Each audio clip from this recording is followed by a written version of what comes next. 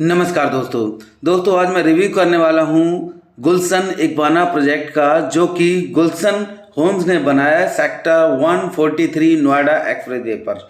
हालांकि express way से थोड़ा सा अंदर की तरफ है ये, लेकिन दोस्तों गुलशन एक बड़े ही अच्छे बिल्डर माने जाते हैं, क्योंकि इससे पहले ये ऑलरेडी 2 प्रोजेक्ट इंदिरापुरम में जीसी सेंट्रम और जीसी ग्रांड नाम से दे चुके थे, जिसका रिव्यू या हम कहें क्वालिटी ऑफ कंस्ट्रक्शन बहुत ही अच्छा था। जिसमें कि दोनों ही प्रोजेक्ट 3 BHK के थे और लग्जरी प्रोजेक्ट थे, जिसमें जीसी ग्रांड ज़्यादा लग्जरियस प्रोजेक्ट माना जाता है और है भी।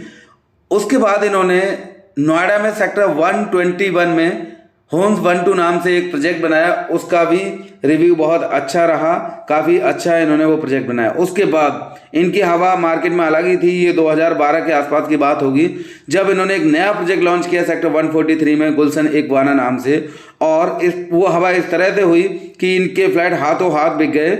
और ये भी एक लग्जरी प्रोजेक्ट बनाया इन्होंने सेक्टर 143 में गुलशन इक्बाना नाम से।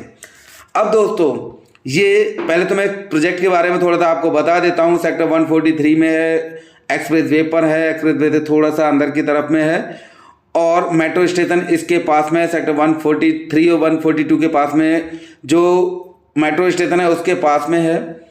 कनेक्टिविटी बहुत अच्छी है मेट्रो की, रोड की, क्योंकि एक्सप्रेस वे है। दिल्ली से या हम कहें नोएडा से या ग्रेटर नोएडा से कहीं से भी जाते हैं। आसपास में कई कॉलेजेस, स्कूल और यूनिवर्सिटीज़ हैं। शारदा यूनिवर्सिटी भी उसके पास में ही है। नॉलेज पार्क 1-2 भी उधर ही हैं। तो मैं कहूँ कि लोकेशन के मामले में बहुत ही ज़बरदस्त लोकेशन है।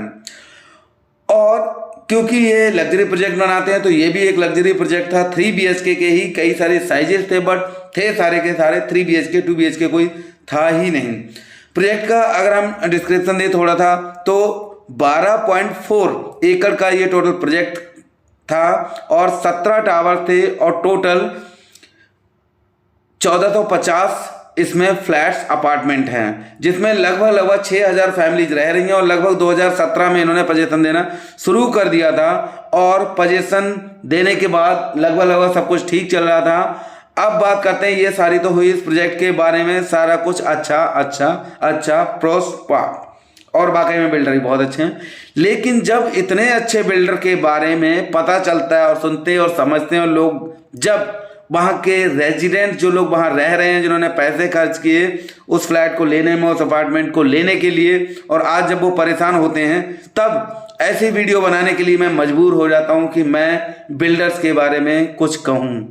तो दोस्तों जब मैंने इनकी समस्याओं को देखा और समझा और कहीं से मैंने नॉलेज ली, तो पता चलता है कि 2017 से जिस सोसाइटी का पोजीशन दिया गया है, उसके बाद तब से आज तक, मतलब 2024 मार्च तक, अभी तक वहाँ के रेजिडेंट्स, वहाँ के वो बायर जिन्होंने अपनी मेहनत की गाड़ी कमाई गुलशन बिल्डर को दे दी, आज वो अपने ही अपार्टमेंट में मालिकाना हक नहीं रखते हैं, क्योंकि उनकी रजिस्ट्रियाँ नहीं हुई हैं।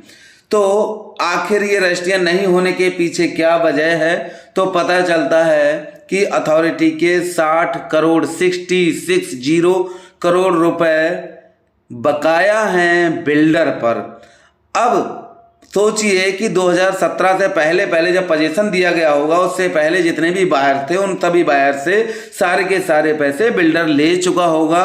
और अथॉरिटी ने जब जमीन दी होगी 2012 में जब प्रोजेक्ट शुरू हुआ था, तो उससे ही पहले बिल्डर ने जमीन ली होगी, और जमीन लेने के टाइम पर सिर्फ 20-25-10% दिया होगा, बाकी इंस्टॉलमेंट देनी थी इनको, जो कि बनते बनते देना था, लेकिन उन्होंने वो इंस्टॉलमेंट नहीं दी। और उसकी वजह आज भी बैलेंस बचा हुआ है, और उसके लिए भुगत रहे हैं वहाँ के रेजिडेंट कि उनको मालिकाना हक नहीं है, एक तरह से उनकी रजिस्ट्री नहीं है। नहीं होने से एक तो मालिकाना हक है ही नहीं, और अगर वो उस प्रॉपर्टी को सेल करके निकलना चाहें तो उसके लिए भी समस्याओं से जूझना पड़ेगा, क्योंकि ट्रांसफ़र होगा नहीं। ट्रांसफ़र होगा तो वो भी कहीं ना कहीं कुछ ना कुछ लीगली या टेक्निकली गलत ही किया जाएगा, और उनको वो रेट भी नहीं मिलेगा जो रेट रजिस्ट्री हो जाने के बाद में प्रॉपर्टी का मिलना चाहिए। तीसरी चीज़, उस प्रोजेक्ट पे जिस पे 2-4 साल हो जाएं और फ्लैट्स की रजिस्ट्रियां नहीं होती हैं, तो बैंक भी उनसे दामन छुड़ाने लगता है अपना और उन पर लोन नहीं देता है। समस्याएं एक तो ये हो गई कि इनकी रजिस्ट्री नहीं है, दूसरा सोसाइटी की कंस्ट्रक्शन ऑफ क्वालिटी इतनी खराब है कि इतनी जल्दी, जो कि अच्छी कंस्ट्रक्शन क्वालिटी के नाम से जाने जाते थे, प्लास्टर झड़ कर गिर रहा है। पानी का टीडीएस ज़्यादा है, पार्किंग की समस्याएं हैं, और इनसे जब पूछा गया तो ये कहा जाता है कि पानी के टीडीएस के लिए अथॉरिटी पानी देती है तो वो जिम्मेदार है। इंदिरापुरम में भी ये प्रॉब्लम है, बट यहाँ पर पानी की सॉफ्टनेस बढ़ाने के लिए बिल्डर्स एक सॉफ्टनर प्लांट लेके लगा के दे देते हैं, इंस्टॉल कर देते हैं। तो मैं गुलशन नागपाल जी से कहना चाहूँगा कि टीडीएस कम करने के लिए आप सॉफ्टनर प्लांट भी उस सोसाइटी में लगाकर दे सकते थे, जो आपने नहीं दिया। लेकिन जब आपने अथॉरिटी का ही नहीं दिया तो बायर साहब के लिए मायने ही क्या रखते हैं, क्योंकि सरकारी पैसे जो रोक सकते हैं तो वो तो कुछ भी कर सकते हैं। तो दोस्तों, इस सोसाइटी में फ्लैट लेने से पहले, जहाँ पर 1450 अपार्टमेंट्स में लगभग 6000 लोग रहते हैं, इतने लोग जो परेशानियों से जूझ रहे हो, तो इस सोसाइटी में फ्लैट लेने से पहले मेरा ये रिव्यू जरूर देख लें और कोशिश करें सोच समझ के ही सोसाइटी में फ्लैट लें। वीडियो अच्छी लगी हो तो लाइक करना, कमेंट्स करना। Thank you.